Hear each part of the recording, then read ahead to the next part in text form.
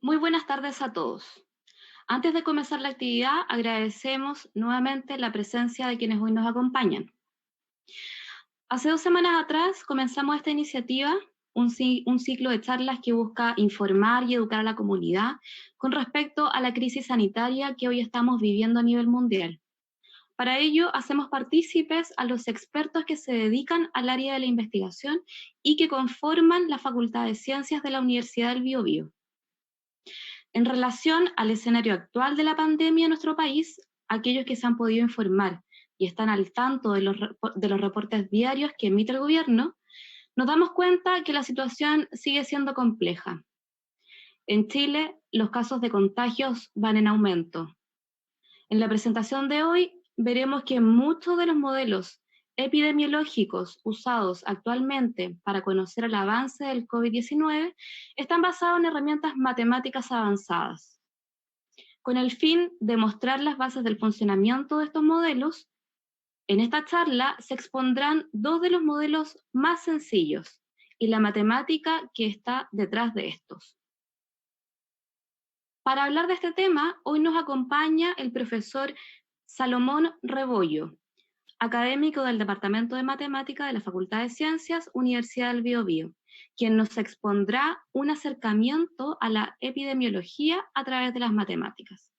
Saludamos y le damos la bienvenida a Salomón Rebollo. Muchas gracias, Ángeles, a Víctor, a Felipe por la invitación a participar de este evento y obviamente a toda la facultad por la iniciativa.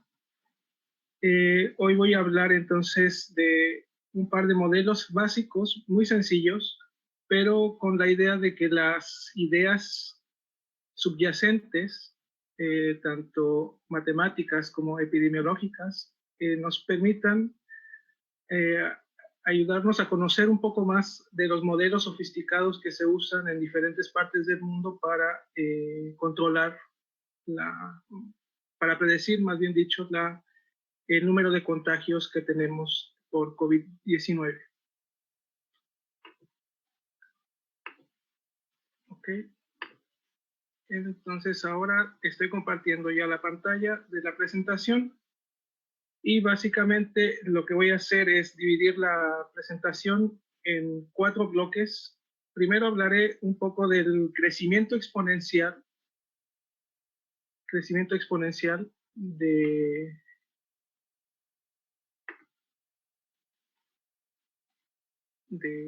perdón, que es uno de los fenómenos que se están usando o que subyace dentro del crecimiento epidemiológico y otros tantos que a veces se nos olvida y que pasa esto de que de repente los datos se disparan y no sabemos por qué.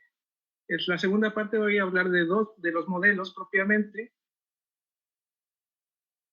y al final hablaré de una propuesta de modelo simple para el estudio del número de infectados por COVID-19 y presentar algunas gráficas al respecto. Ok, entonces voy a comenzar con lo del crecimiento exponencial. Para esto voy a poner 2 ejemplos muy sencillos. El primero es en base a un cuento hindú que se basa en que había un rey que había perdido uno de sus hijos en una batalla, entonces estaba muy triste. Así que un día uno de sus súbditos llegó y le presentó un juego muy interesante para sacar al rey de la tristeza. El rey quedó tan maravillado con aquel juego que él quiso recompensar a su súbdito. Ese juego es el juego del ajedrez y entonces el súbdito Sisa le dijo al rey: ordena que por la primera casilla del tablero me entreguen un grano de trigo. El soberano preguntó: ¿un simple grano de trigo? Y dijo: sí. Por la segunda casilla manda que me entreguen 2 granos. Por la cuarta casilla, por la tercera casilla, 4 granos. Por la cuarta, 8. Por la quinta, 16. Y así va, pero de repente el rey lo interrumpe y le dice: basta. tu petición es indigna de mi generosidad. Retírate, mis servidores sacarán un saco con el trigo que necesitas. Entonces Sisa sonrió malévolamente, abandonó la sala y se quedó a la espera de su trigo. ¿Por qué Sisa sonrió? ¿El rey realmente tenía razón al afirmar que la petición era indigna? Haciendo un cálculo sencillo, eso lo hice yo ayer, unos 100 granos de arroz, que más o menos debe ser parecido al trigo, pesan alrededor de unos 100 gramos. 3 gramos. 100 granos pesan 3 gramos aproximadamente. Entonces, haciendo una cuenta sencilla, más o menos por cada kilo de trigo existen 35,000 granos de trigo. Con las primeras casillas, Sisa no tenía ni 100 granos. Así que la afirmación del rey de que era indigna no parece tan disparatada, porque a lo mejor unos cuantos kilos de trigo harían todos los granos que pedía Sisa. Pero vamos a analizar si esto es verdad o no. ¿Quién tenía razón? Entonces acá tengo el tablero con los granos. Vamos a representar los granos por sus cantidades, es decir, 1 grano, 2 granos, 4 granos, 8 granos, etc. Y vamos a comenzar a analizar este fenómeno. El 4 que tenemos aquí en la tercera casilla lo podemos escribir como 2 por 2. Eso lo representamos matemáticamente como una potencia, es 2 a la 2. Y cambiamos el 4 de nuestro tablero por esta potencia. El 8 lo podemos escribir como 2 por 2 por 2. O bien 2 por 4, que es lo mismo que 2 por 2 a la 2. Y aquí podemos aplicar lo que nosotros hemos aprendido, que al multiplicar una potencia, en este caso del 2 por él mismo, el exponente, la potencia, en este caso 2, aumenta y entonces llegaríamos a 2 a la 3. Entonces el 8 lo podemos cambiar por 2 a la 3 y el 16 sería 2 por 8, es decir, 2 por 2 a la 3. Y otra vez aquí, siempre que multiplicamos una potencia por el mismo número, en este caso 2, el exponente sube una unidad y entonces nos quedaría 2 a la 4. Entonces ahí tenemos este 16, lo cambiamos por 2 a la 4, y el 2 que teníamos al inicio lo podemos poner como 2 elevado a la 1. Entonces lo que vemos aquí es que hay un patrón. Cada vez que vamos aumentando en una casilla, la potencia o exponente del 2 va aumentando. Eso es el crecimiento exponencial, básicamente. Pero, ¿cuáles son las consecuencias? Pues vamos a analizarlo un poco más. Y aquí he colocado todas las potencias de acuerdo a este patrón que hemos visto. Tenemos el 2 a la 4, 2 a la 5, 2 a la 6, siempre recorrido siguiendo esta pequeña serpiente. ¿Ok?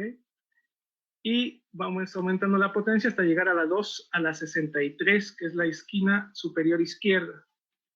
Y la tenemos. Pero había 64 casillas. Bueno, la casilla 64 está ocupada por el 1 que tenemos aquí en la parte inferior izquierda.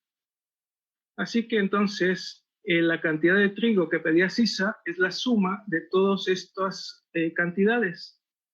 Aquí tenemos alrededor de más de 100 operaciones que tendríamos que hacer para calcular ese número.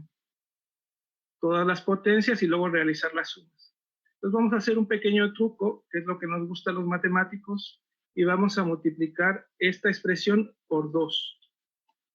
¿Ok? Entonces al multiplicar esta expresión por 2, nos va a quedar 2 por 1, eso es 2, más 2 por 2 a la 1, eso sería, según lo que hemos visto en el caso anterior, aumentar la potencia, entonces nos quedaría 2 a la 2, después al multiplicar 2 a la 2 por 2 nos queda 2 a la 3, etcétera, hasta llegar a estas dos últimas operaciones.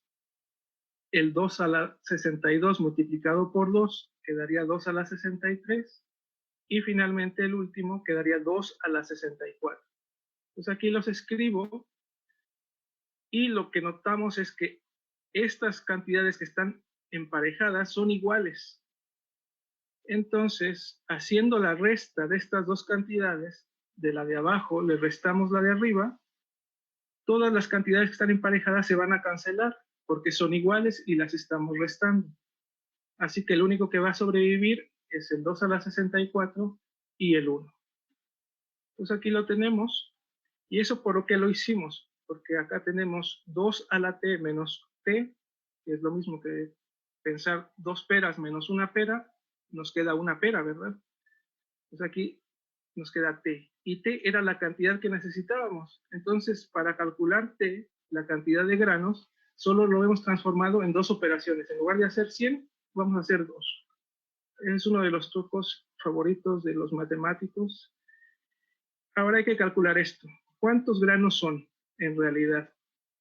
Bueno, es la fabulosa cantidad de 18.446.744.073.709.551.615 granos. Y ustedes pueden preguntar, bueno, profesor, es que esa cantidad parece grande, pero en realidad no sé qué tan grande es. Bueno, vamos a transformar estos granos a algo más tangible o más coloquial, que pueden ser los kilos o las toneladas. Ya dije que un kilo aproximadamente tiene 35.000 granos. Multiplicando por 1.000, eso nos daría el número de granos que tendría una tonelada. Al dividir esta cantidad de granos entre esa cantidad de granos que tiene una tonelada, nos queda la cantidad de 527.049.830.677 toneladas. Y pueden decir, bueno, todavía esa cantidad es grande, pero no sé qué tan grande es. Bueno, esa es la producción mundial de 1.000 años de trigo, tomando como referencia el promedio de los últimos 60 años. Así que CISA jamás pudo recibir su cantidad de trigo porque la producción era imposible tenerla en ese momento. Había que esperar al menos 1.000 años para tenerla. Entonces esto nos da una idea de cómo es el crecimiento exponencial. Inmediatamente, al inicio parece ser una tontería, muy poquito, pero a medida que vamos avanzando, esto crece y crece y inmediatamente se transforma en algo monstruoso. Ahora ustedes pueden decir, bueno, ese es un cuento. En realidad puede ser que no aparezca en la vida real. Bueno, hay varios ejemplos. Voy a poner uno aquí, que es en Australia. Aquí esa parte que aparece en rojito, en naranja, simula la zona desértica de Australia. Y entonces lo que pasó aquí es que en 1859 uno de los colonos introdujo conejo en Australia, 24 conejos, y los dejó libres y entonces los conejos comenzaron a reproducirse. 2 años, 3 años, 4 años, 5 años, 10 años, 15 años, 20 años, 20 años, 25 años, 40 años. Y entonces lo que comenzó a pasar es que aquí el país comenzó a plagarse de conejos. Total, que al final de 50 años aproximadamente, el país estaba infestado de conejos. Un problema, obviamente, para el país. ¿Y por qué pasó esto? Bueno, detrás está el crecimiento exponencial. Vamos a ver qué pasó aquí exactamente. Vamos a hacer el análisis tomando una pareja de conejos y vamos a ver cómo se reproducen. Entonces, según los estudios biológicos, una coneja tarda aproximadamente 21 o 22 días en entrar en celo y la gestación dura aproximadamente un mes. Así que en promedio cada 60 días, cada 2 meses, hay una nueva camada. Los conejos fueron introducidos, 24 conejos, en octubre de 1859, 59, perdón. vamos a suponer que los 24 conejos en realidad eran 12 parejas. No es descabellado pensar eso. Y vamos a analizar cómo se reproduce cada una de estas 12 parejas. Como cada 2 meses hay una nueva camada, entonces para enero de 1860 tendríamos la primera camada. Y vamos a suponer que una pareja tiene 3 nuevas parejas. 6 nuevos conejos que forman 3 parejas. ¿Ok? Pueden tener más, obviamente, pero vamos a suponer que solo 3.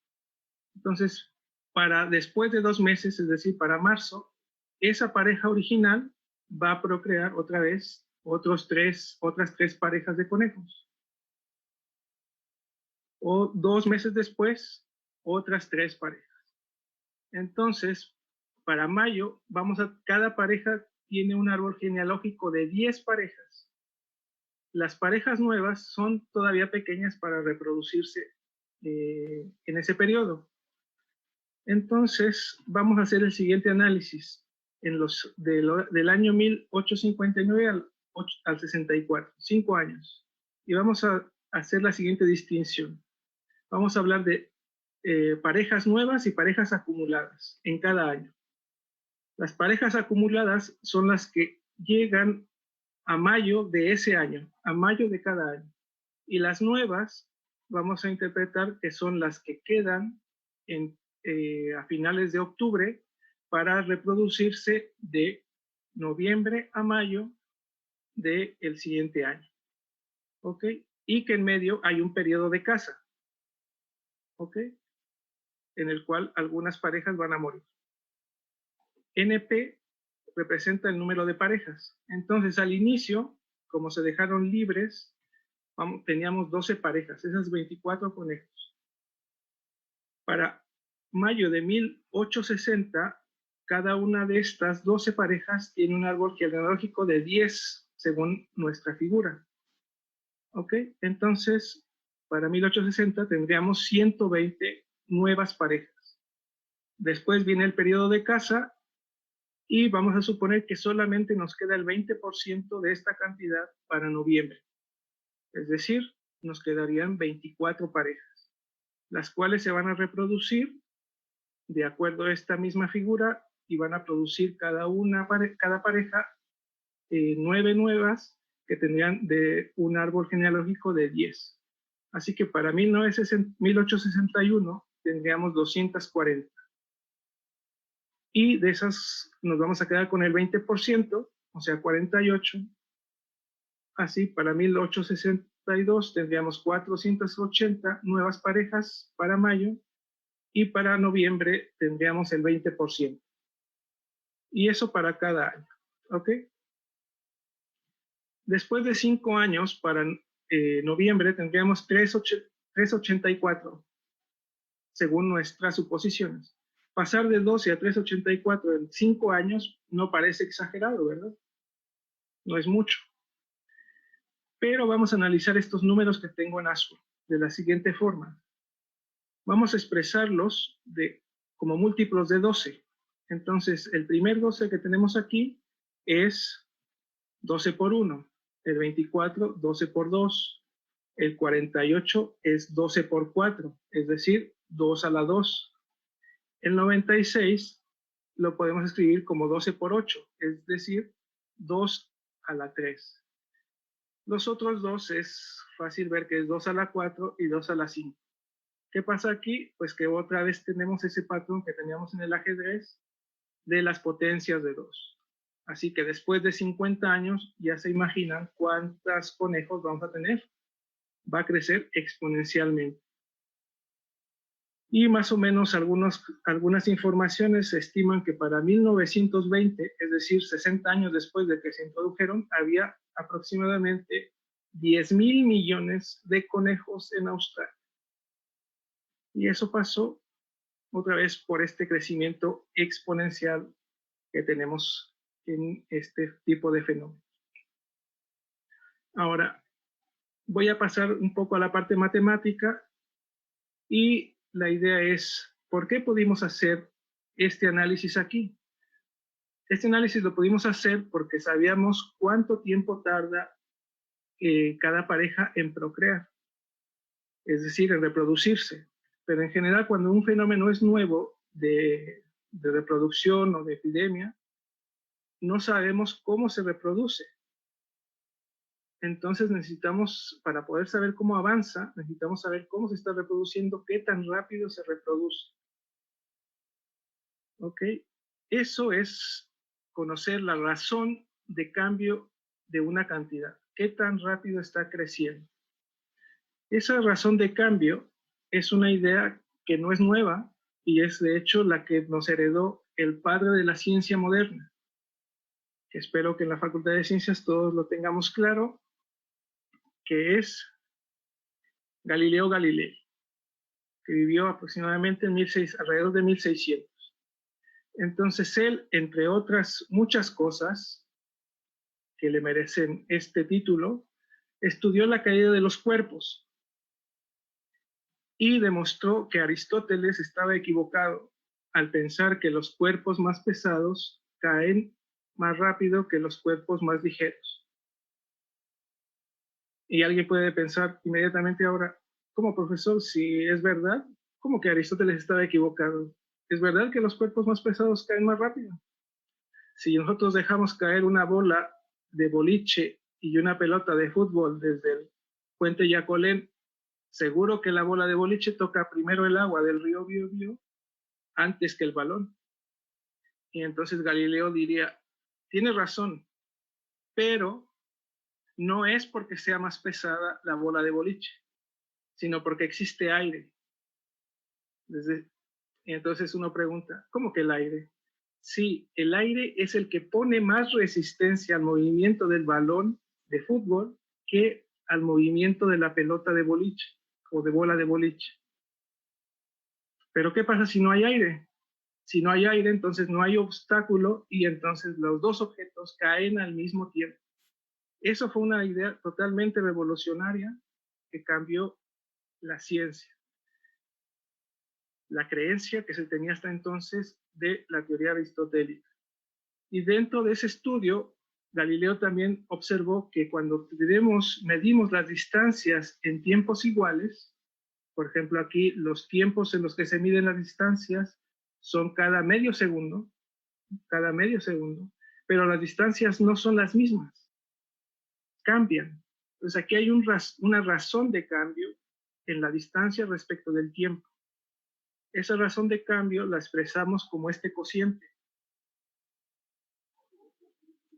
En este caso, en el primer ejemplo, en la primera razón, vamos a tomar los datos 1.22, 1.2 y 0 y 0,5 y 0. Eso nos da 2,4 metros cada segundo. Eso es lo que nosotros conocemos actualmente como la velocidad. Para los otros dos razones de cambio nos daría 7,4 y 12,2. Entonces la velocidad va cambiando respecto del tiempo. Esta fue una observación muy importante en su tiempo y que nos está diciendo si sabes cómo cambia la distancia, puedes decir algo más acerca de la posición del objeto. Si sabemos cómo cambia, cuál es la razón de cambio de la reproducción de conejos, podemos decir cuánta cantidad de conejos vamos a tener. Esa es la idea de fondo. Ahora, esta idea de Galileo fue de la razón de cambio, es lo que nosotros llamamos ahora la velocidad. Y cada una de estas razones es lo que se llama la velocidad media. La velocidad media, por ejemplo, si tomamos el x3 y el x2 de la figura anterior, eso representa la velocidad media entre dos tiempos. Pero no te dice exactamente cuál es la velocidad en un instante concreto. Y esa era una de las preguntas que a Galileo le preocupaban o le motivaban. ¿Cuál es la velocidad de la bola en cada instante? Es decir, Galileo estaba preguntando, ¿se puede conocer la velocidad instantánea? Bueno, la velocidad instantánea es importante, por ejemplo, ahora, cuando hay un accidente de tráfico, saber si el conductor iba con exceso de velocidad o no, y se requiere conocer la velocidad exacta en el momento exacto del accidente, es decir, la velocidad instantánea. Galileo pensó que si en lugar de tomar las distancias cada medio segundo, las tomaba cada décima de segundo, se aproximaría a la velocidad soñada, la velocidad instantánea. Pero con los instrumentos que se tenían en esa época era imposible. De hecho, ahora actualmente es muy difícil todavía tomar la velocidad instantánea muy precisa, de forma muy precisa. Pero esta idea de Galileo de querer conocer esa velocidad fue generalizada y sintetizada por un personaje muy famoso, que espero que todos conozcamos. Lo voy a mencionar un poco más adelante, por si alguien no lo conoce. Y él lo que nos dijo fue lo siguiente. Por una parte, dijo que si tú conoces una cantidad que puede variar en el tiempo, entonces la velocidad instantánea de esa cantidad es la derivada. La derivada. Esa es una operación matemática que hay que hacerle a esta expresión. No voy a entrar en los detalles de la definición de esto, pero básicamente la derivada la asociamos con la velocidad instantánea, que es ese sueño que acabamos de explicar que tenía Galileo. ¿Ok? Pero la otra parte, que en algún sentido es el converso o recíproco de esta afirmación, dice lo siguiente. Si la velocidad instantánea de una cantidad está dada por una ecuación, aquí el lado izquierdo representa la velocidad instantánea y esa velocidad tú la conoces, la puedes determinar. Por ejemplo, esa velocidad puede depender tanto del tiempo como de la posición. Pensemos, por ejemplo, en un auto que va circulando. En un tiempo puede estar antes de un semáforo. Si está antes del semáforo, eso significa la posición. Y por lo tanto, la velocidad, si el semáforo está en rojo, la velocidad tiene que disminuir. Por el contrario, si en ese mismo tiempo la posición del auto está después del semáforo, entonces la velocidad no necesita disminuir, al contrario, aumentar. Entonces la velocidad depende del tiempo y la posición en la que te encuentres. Pero si tú eres capaz de encontrar esa relación, entonces puedes decir cuál es la posición del objeto. En forma un poco menos técnica, y la idea central la podemos resumir de la siguiente forma. Si sabes la velocidad con la que se mueve un objeto, entonces sabes dónde estará localizado. Esa es la idea fundamental. Si sabes cómo se mueve, con qué velocidad se mueve, entonces sabrás localizarlo. Esa era una idea totalmente revolucionaria y de algún sentido contraria a la intuición, porque uno lo que ve es dónde está localizado y entonces calcula la velocidad. Aquí es en el sentido contrario. ¿Ok? Entonces estas ideas las voy a resumir con este diagrama. Tenemos una cantidad X, que puede ser el número de conejos o puede ser los granos de trigo, que van cambiando en los conejos respecto del tiempo y el trigo respecto de la casilla, por ejemplo. Y entonces lo que decía este personaje es que cuando uno le aplica la derivada, entonces conoces la velocidad. Y si tú por algún método conoces la velocidad, entonces conoces dónde está la posición. Ese es el resumen de las dos ideas anteriores. Obviamente aquí hay matemáticas detrás, la derivada y esta otra operación que le llamamos integral. ¿Ok? Estas dos herramientas fueron introducidas por estos dos personajes. Pues el de la izquierda que ya les había presentado es Isaac Newton y el segundo personaje es Gottfried Wilhelm Leibniz, contemporáneos después de Galileo, obviamente, Y entonces lo que ellos crearon fueron estas dos herramientas, lo que conocemos ahora como el cálculo diferencial e integral. Y esencialmente estos dos objetos se convirtieron en la tecnología, una tecnología realmente deslumbrante del siglo XVIII, que impulsaron el desarrollo de la ciencia. Y una de las primeras aplicaciones de, de estas nuevas ideas fue aplicada por Thomas Malthus, básicamente, que lo que decía a finales de 1700 es que cuando nada impide a una población crecer, entonces la población se va doblando cada 25 años, creciendo de periodo en periodo en una progresión geométrica.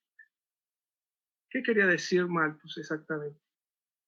Bueno, si ponemos como P sub 0, eso indica la población que tengamos en algún momento, y ese momento inicial le llamamos P igual a 0, entonces, después de 25 años, la población se habrá doblado, que será el doble de la población que teníamos. Después de 50 años, será el doble del anterior, es decir, 2 por 2 por P0, pero el 2 por 2 ya sabemos que lo podemos escribir 2 a la 2. Después de 75 años sería el doble del anterior, 2 por 2 a la 2, que es 2 a la 3. Y entonces lo que vemos aquí es otra vez este patrón que nos viene persiguiendo de potencias de 2. Es decir, la población crecería exponencialmente. Y eso lo podemos resumir, entonces, estas ideas que hemos comentado, tanto la del crecimiento exponencial como la tecnología del cálculo diferencial, de la siguiente forma. La razón de crecimiento de la población es proporcional al tamaño de la población. Eso es lo que nos está diciendo Malthus. Y en el lenguaje matemático lo expresaríamos de esta forma. La velocidad con la que cambia la población es proporcional a la cantidad que haya. Esta segunda expresión indica la población inicial. Esta acá normalmente se le llama constante de proporcionalidad y representa la capacidad reproductiva que tiene la población en estudio. Y esto representa el aglutinamiento de las ideas anteriores en el sentido de que este modelo también se conoce como el modelo de crecimiento exponencial simple. Cualquier fenómeno que se ajuste o que tenga una velocidad de crecimiento, como decía Newton, de esta forma, entonces crecerá exponencialmente. Pero este modelo, el crecimiento sería exponencial y obviamente sabemos que hay múltiples factores que impiden el crecimiento de las poblaciones, como por ejemplo la falta de comida, enfermedad, espacio, etc. Aquí tengo un ejemplo, una población que comienza a crecer, ahí va creciendo, va creciendo, va creciendo, va creciendo, va creciendo, sigue creciendo, pero si aquí falta la fuerza, por ejemplo, entonces todo se puede desmoronar. Entonces, en esencia, lo que nos está diciendo es que el modelo de Malthus no es realista a largo plazo. Pero si somos inteligentes, o la población en cuestión es inteligente, puede no sobrepasar ese límite que debe de tener, y entonces se pueden conseguir cosas maravillosas como estas, como esta.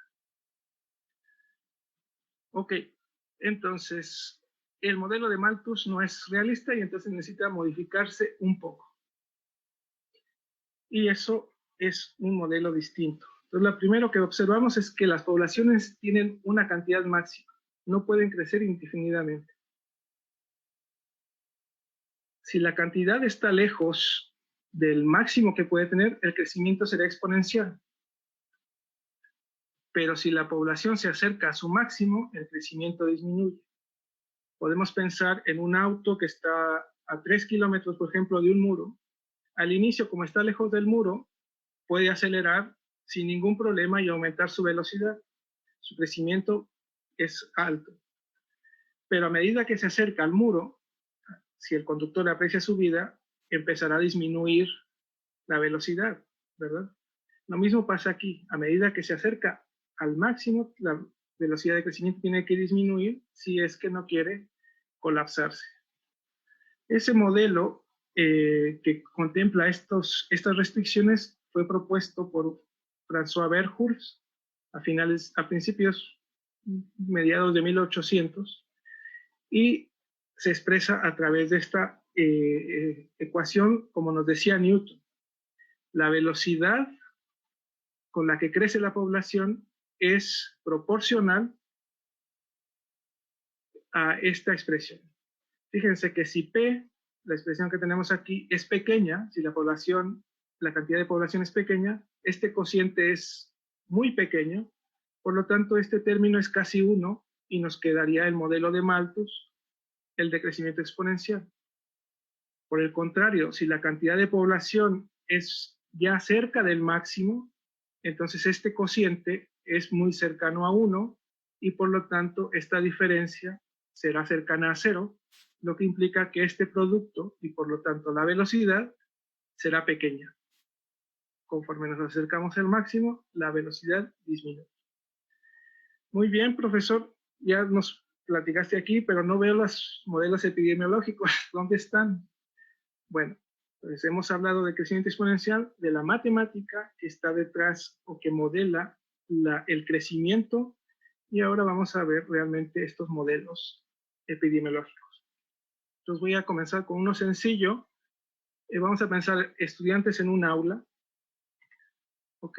Que están, por ejemplo, en un certamen durante 80 minutos juntos, 64 alumnos, y vamos a suponer que al inicio del certamen hay un estudiante infectado.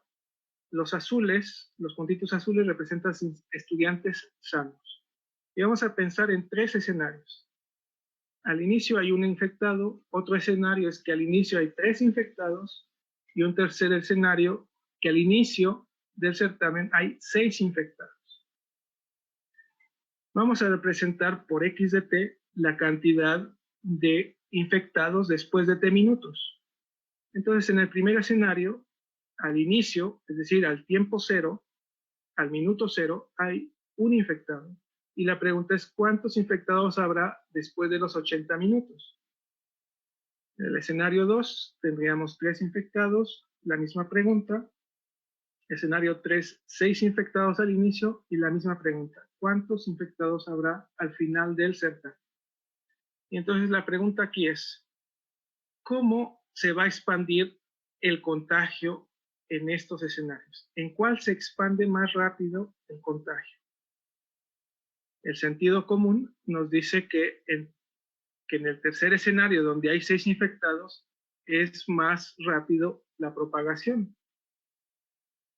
Ahí van a estar 80 minutos en una sala encerrados, donde los infectados posiblemente están tosiendo, emitiendo virus, etcétera, y el aire se queda encerrado, que está circulando más o menos dentro de la sala.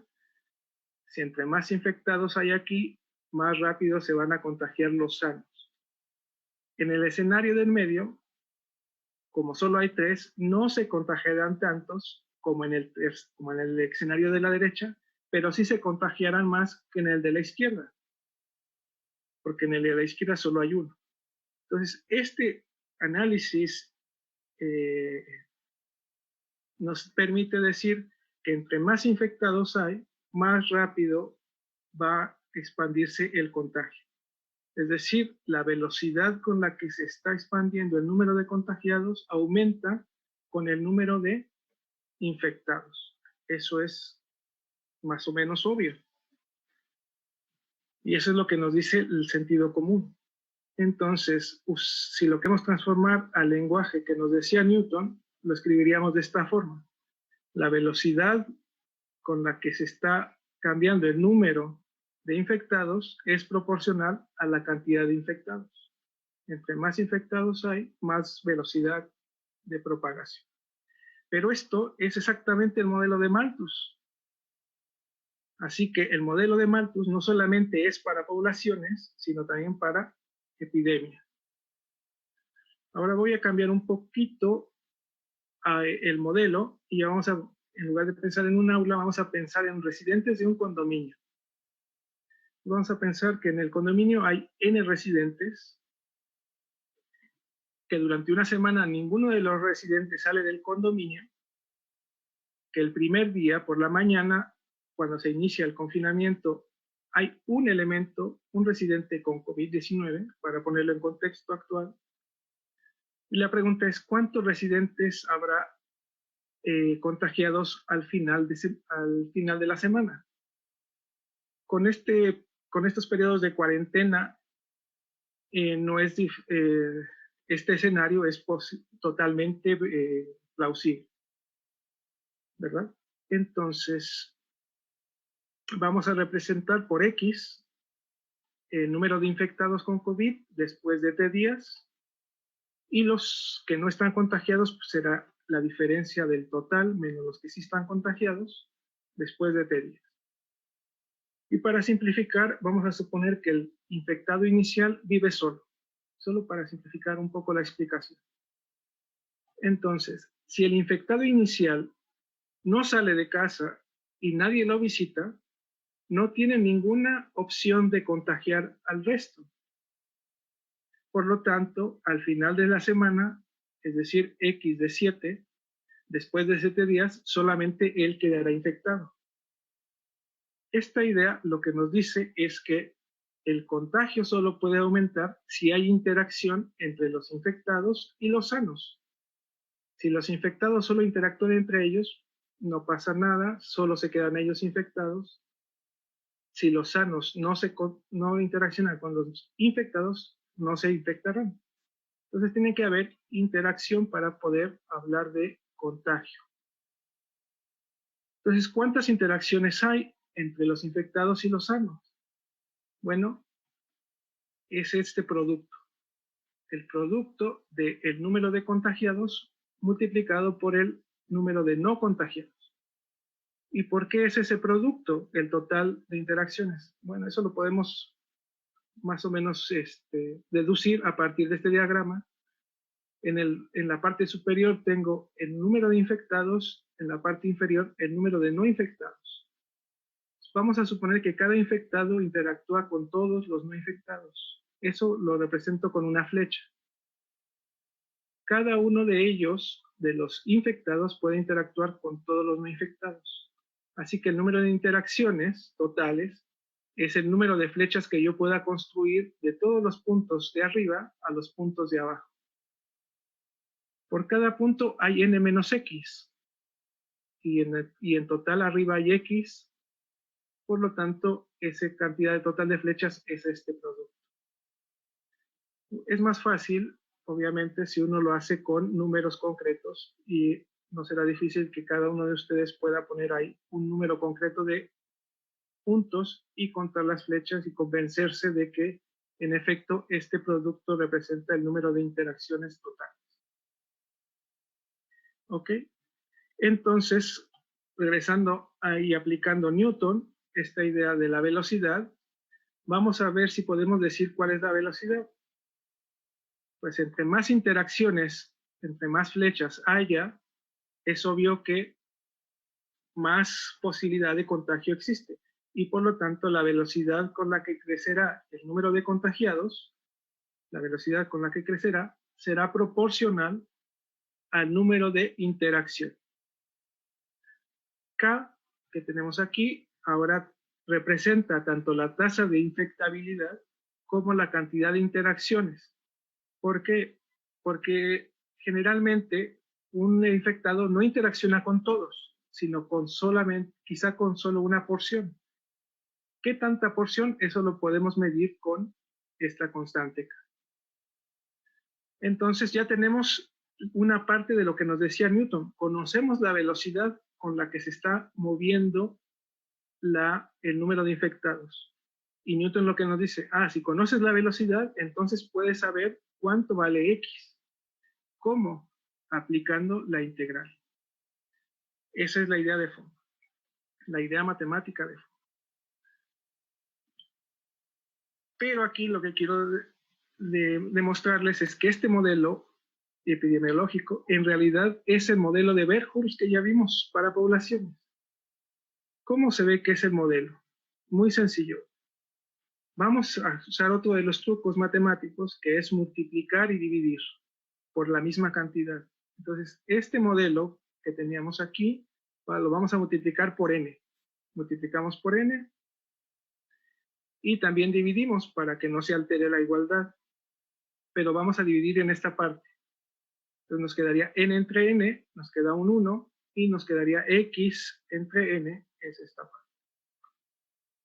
Si a este producto k por n lo representamos con una nueva letra, exactamente esta expresión es el modelo de Verhulst que vimos en las transparencias pasadas. Y x de 0 representa que al inicio solo había un infectado en nuestra suposición.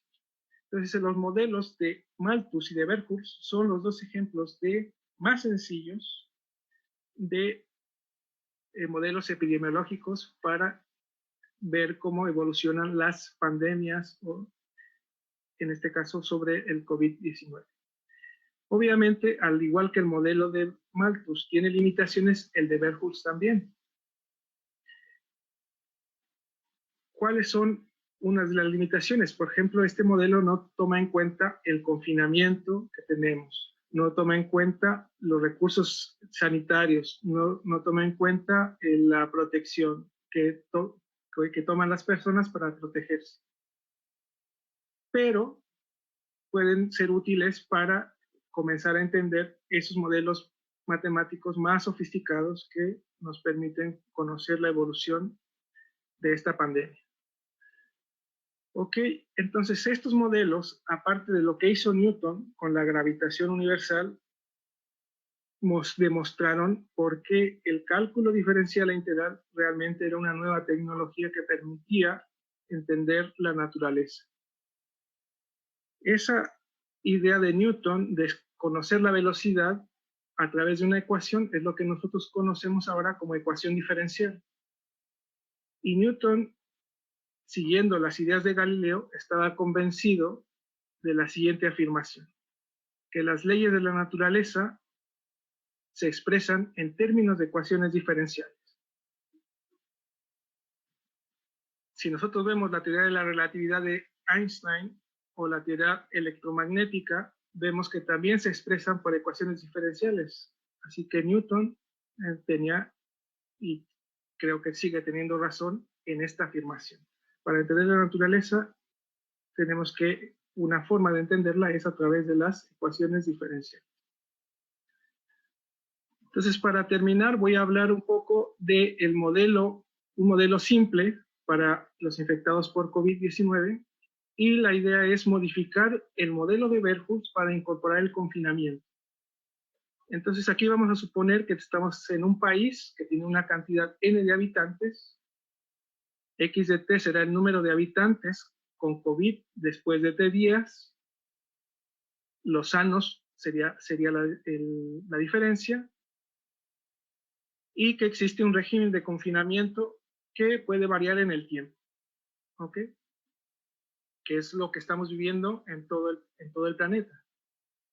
Vamos a representar por con la cantidad de personas confinadas, y por c de t representa la proporción de confinados, es decir, la cantidad de personas confinadas sobre el total de habitantes. Esta es una simplificación para tener control sobre esta variable c tenga un valor entre 0 y 1. Si la cantidad de confinados es pequeña, este cociente va a ser muy pequeño, es decir, cercano a 0. Si la mayor parte de la población está confinada, entonces este cociente estará próximo a 1.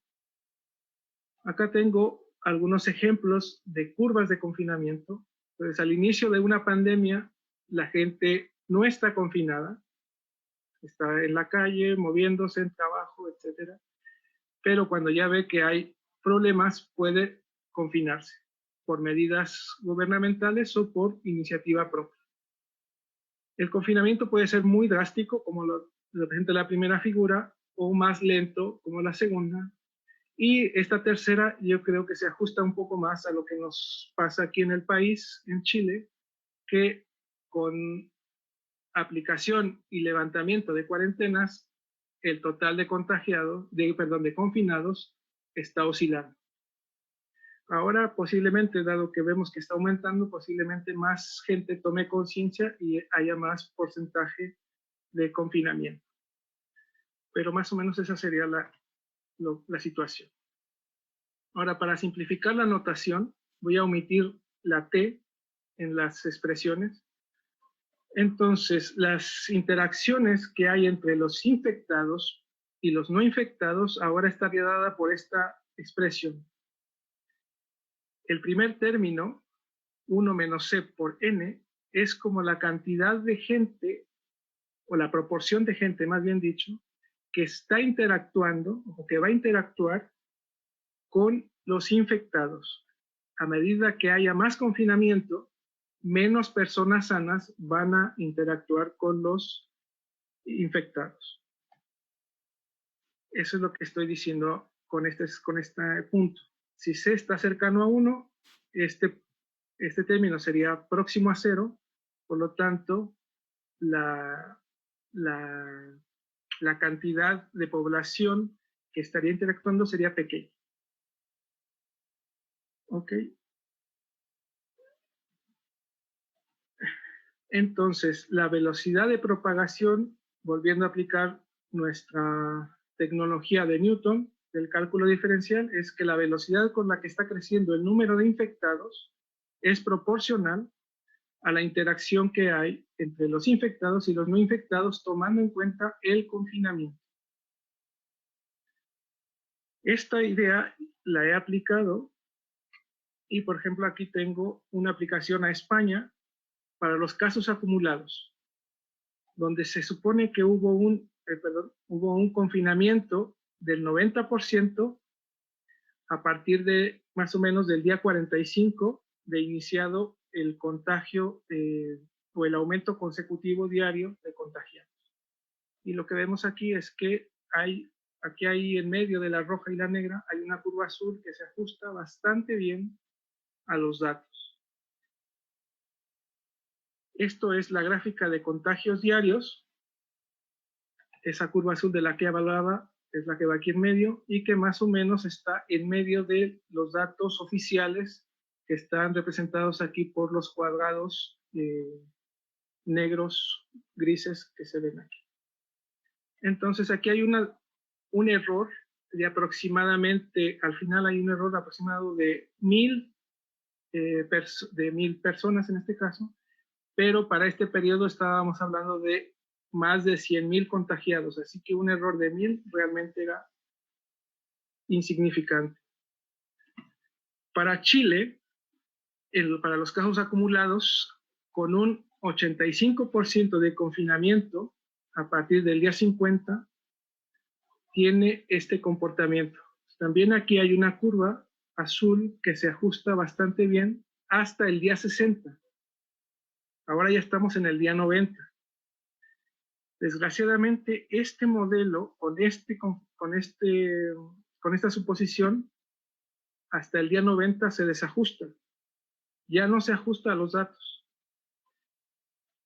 La gráfica de los datos de Chile es muy curiosa porque al principio tiene 3 periodos bastante marcados. Al inicio el crecimiento es poco, después se mantiene casi lineal y después crece realmente exponencialmente. Contrasta bastante con los datos de España, que tenían un comportamiento más o menos suave. Si suponemos un confinamiento del 80%, entonces aquí sí hay una curva que se ajusta un poco más a los datos. Desgraciadamente, lo que predice el modelo es que el número de contagiados siempre va a seguir aumentando. Aquí no existe, no se ve este tipo de comportamiento que teníamos en España, de que hay un pic y después disminuye. En Chile no se ve, al menos con este modelo y hasta la fecha. Ahora, ¿cómo es que obtuve estas gráficas? Y con eso voy a terminar. de la siguiente forma. Tengo los datos hasta un cierto día. Ese día va a ser un día antes de que inicie el periodo de cuarentena obligatoria o de estado de alarma en el caso de Chile. En el caso de Chile fue el día, parece que no recuerdo bien, fue el día 14, a partir de que se iniciaron el contagio diario. Para el caso de España fue el día 18. ¿Ok? Entonces, con esos datos, la idea es aplicar las ideas de Galileo, de conocer las velocidades medias y con eso estimar una tasa de crecimiento que nos permita después usar la teoría de Newton para hacer predicciones al futuro. Entonces, la velocidad media, que es la derivada, se puede estimar con los cocientes, con las razones de cambio, como nos enseñó Galileo. Y la constante de proporcionalidad que tiene nuestro modelo se puede estimar a través de esta expresión. Voy a regresar un poco solamente para aclarar este punto. ¿Por qué esta es una aproximación para la constante K? Voy a regresar aquí. Aquí tenemos esta expresión y tenemos la K.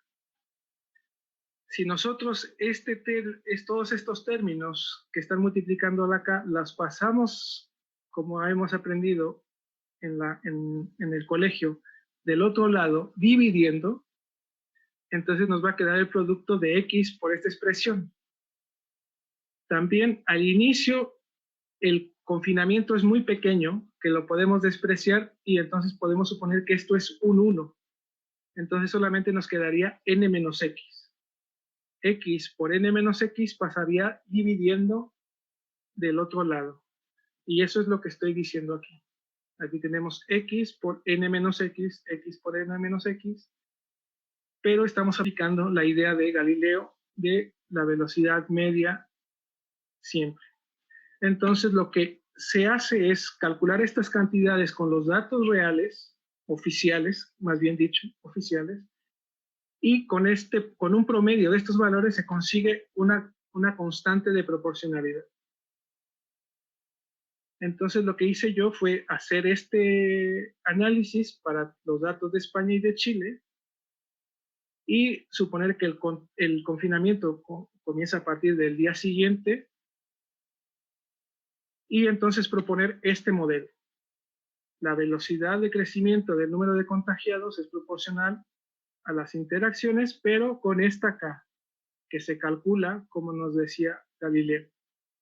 Este modelo es el que yo he aplicado en los casos anteriores y se ha ajustado más o menos bastante bien, al menos durante los varios días.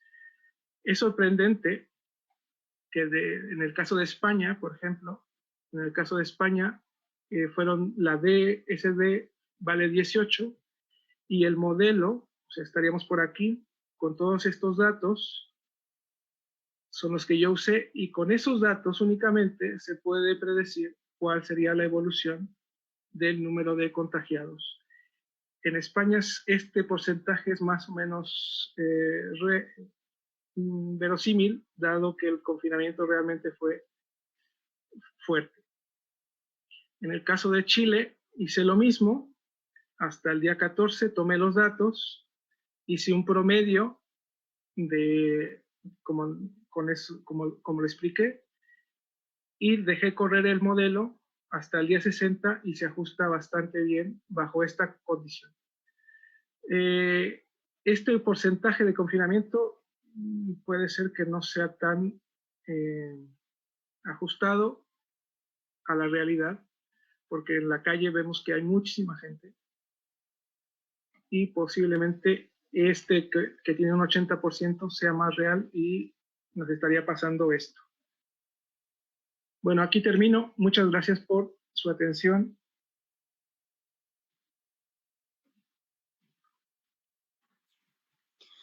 Hoy, Salomón, agradecemos tu participación, tu explicación también de estos dos modelos, que son los más sencillos para poder entender términos como el crecimiento exponencial, la velocidad de los contagios, etc.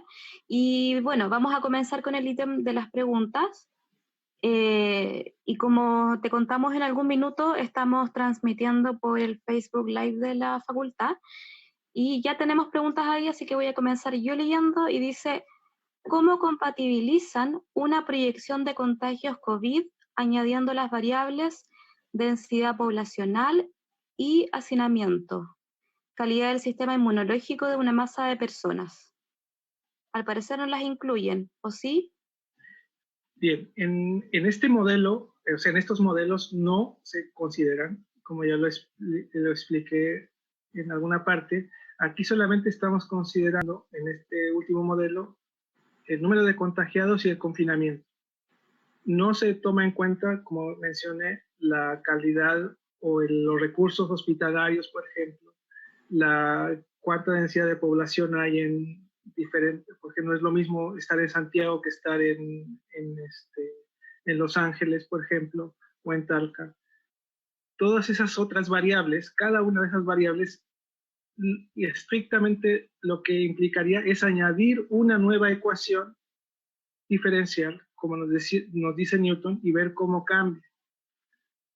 La densidad de población podría también influir en el confinamiento. Ese tipo de variables en este modelo no se toman en cuenta. Los modelos más sofisticados que usan universidades o centros de investigación usan modelos mucho más sofisticados que sí toman en cuenta ese tipo de variables. La idea en este caso es simplemente mostrar algunos elementos que nos permitan acercarnos a entender esos modelos más complicados que al final de cuentas también se ajustan más a la realidad y a los datos debido a que toman muchas variables que realmente tienen influencia en la propagación de la pandemia.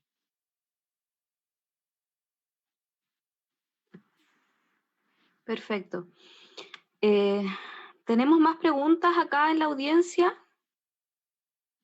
¿Alguien que quiera hacer alguna observación? ¿No quedó claro algo?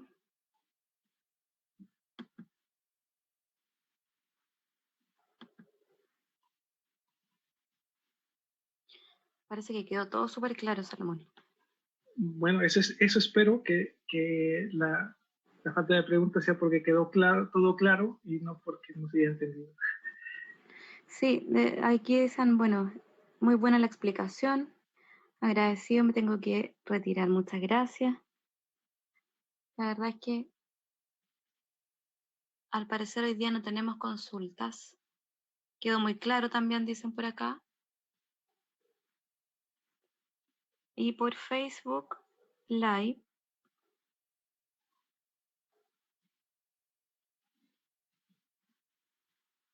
Lo mismo. Todo claro es.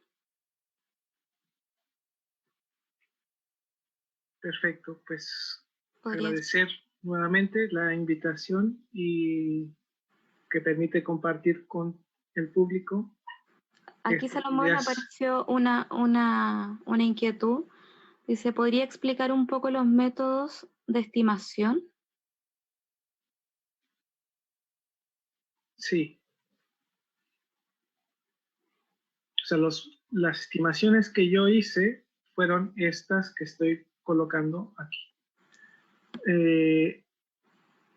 Por ejemplo, en Chile, al inicio teníamos un contagiado el día, o sea, digamos, el día cero, que es cuando se conoció el primer caso. Para el siguiente día ya había 2 casos. Para el siguiente día había, por decir algo, no lo recuerdo la cifra exacta, 5 casos, 7 casos, así hasta llegar el día anterior a que se declaró el estado de alarma.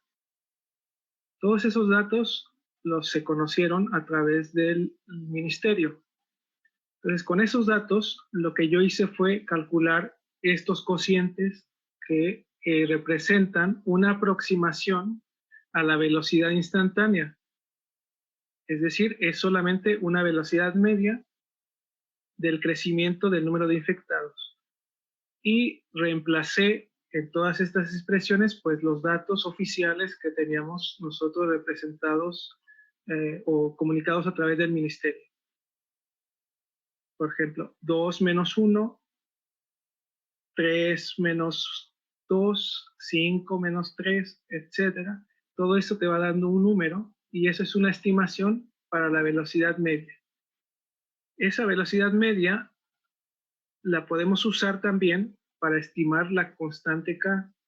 Y aquí lo que hice fue sustituir estos datos oficiales, o sea que se conocen la cantidad exacta, lo sustituí en estas expresiones.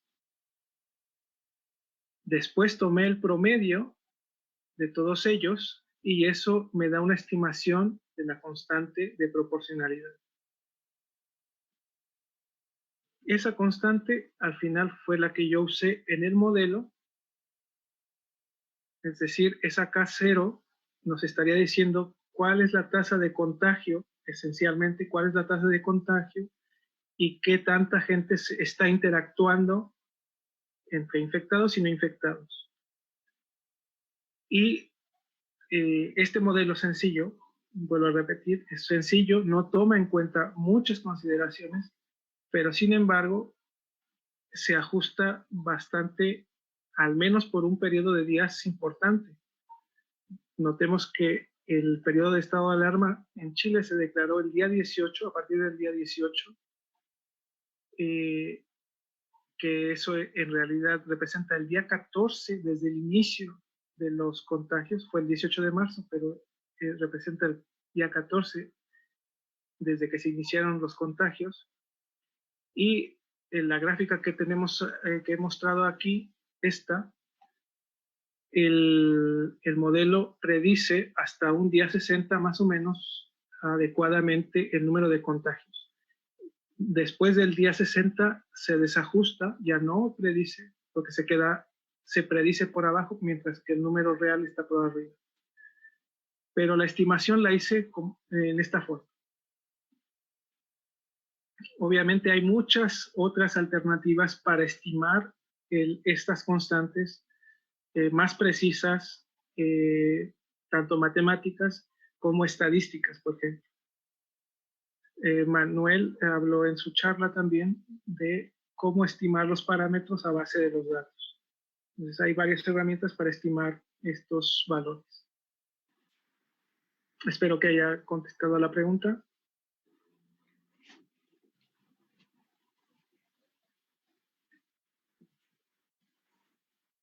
Sí, tenemos más consultas, pero yo me imagino que las mismas personas que están con inquietudes pueden hacerlas directamente contigo, Salomón. Por supuesto. ¿Es Salomón? Sí, hola. Hola. Por ejemplo, porque ahí tú empiezas a mostrar la variabilidad que va teniendo la constante, ¿no? Y cómo sí. ir calculando esa constante, a lo mejor utilizando un método del tipo priori, tipo bayesiano, ¿no? Exactamente, sí. Ir haciendo los cálculos se puede hacer y cómo se podría ir modificando también la misma ecuación diferencial, agregando a lo mejor las características que justamente mencionaban antes en la pregunta anterior. La primera pregunta, me parece. Exacto, sí. O sea, esta constante puede variar también en el tiempo. Yo aquí la tomé como una constante real que no varía, y esa es una de las consecuencias de que el modelo no se ajuste a tiempo muy largo, y un análisis, como mencionabas, bayesiano de los datos puede dar una mejor comportamiento de esta constante. Entonces hay más herramientas que sí pueden ayudar a mejorar este modelo para que se ajuste y que se represente una cosa más real. Por supuesto. Gracias. ¿Tenemos más consultas?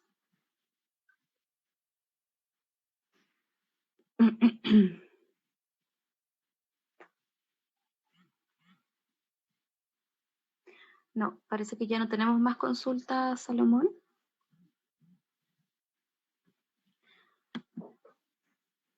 Ok, pues... Así que bueno, antes de terminar, bueno, primero obviamente agradecerte a ti la disposición, tu explicación, tu tiempo. Y bueno, una vez más agradecer también a quienes nos acompañan hoy y los queremos dejar súper invitados para la próxima semana porque tenemos un nuevo invitado. Vamos a seguir abordando el tema de contingencia, el coronavirus. Así es que, bueno, les vamos a hacer llegar obviamente las invitaciones a los correos para que estén atentos.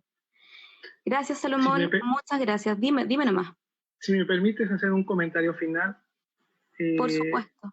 Digamos, aquí estoy presentando como la parte un poco más formal y matemática que está detrás de los modelos, pero hay otra parte también que es muy importante a mi consideración y que al menos en lo que yo he escuchado en las noticias de la radio, por ejemplo, que es lo que escucho, no se mencionan otro tipo de consecuencias importantes de la pandemia, que puede ser, por ejemplo, las secuelas que puede tener una persona que ha superado el contagio.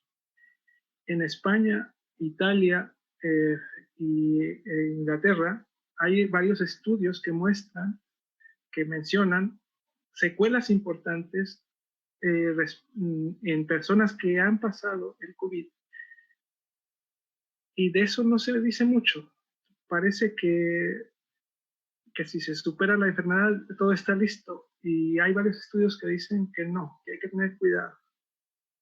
Así que la recomendación es, como lo he venido diciendo en los documentos que he enviado anteriormente, mantenerse en casa y cuidarse mucho.